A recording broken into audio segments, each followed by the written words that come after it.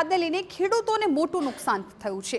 ધોધમાર વરસાદને પગલે ખેડૂતોના પાકને ભારે નુકસાન થયું। પાક નુકસાનને લઈને ખેડૂતોએ કલેક્ટરને આવેદનપત્ર આપ્યું છે। ખેડૂતોએ કલેક્ટરને પાકને નુકસાનને લઈને રજૂઆત કરી છે।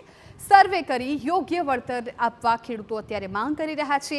એરંડા, કપાસ, તુવેર, લીલા શાકભાજી અને ચારાને મોટા પ્રમાણમાં નુકસાન પહોંચ્યું। પડધરી તાલુકામાં અનેક ગામમાં 50% ખેતરો સંપૂર્ણ ધોવાઈ ગયા।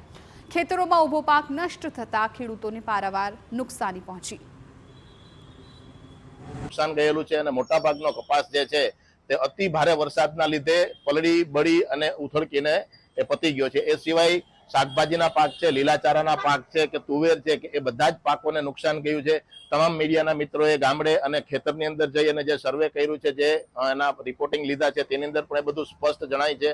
સરકાર સર્વે દર વર્ષે કરે છે અને વળતરની જાહેરાત કરે છે, પણ જે ખરેખર લાભાર્થી ખેડૂત છે, ખરેખર જેને નુકસાન ગયું છે તેના સુધી તે સહાય પહોંચે, તેને લાભ મળે, તે અમારી મુખ્ય માંગણી છે। અતિવૃષ્ટિના હિસાબે જે પાકને નુકસાન થયું છે એ નુકસાનને વળતર સરકાર વહેલાસર ચૂકવે એના માટે રજૂઆત કરવા આવ્યા છે। અને નુકસાનીમાં કપાસ, તુવેર, લીલા શાકભાજી, એરંડા આ બધાને મોટા પાયે નુકસાન થયું છે।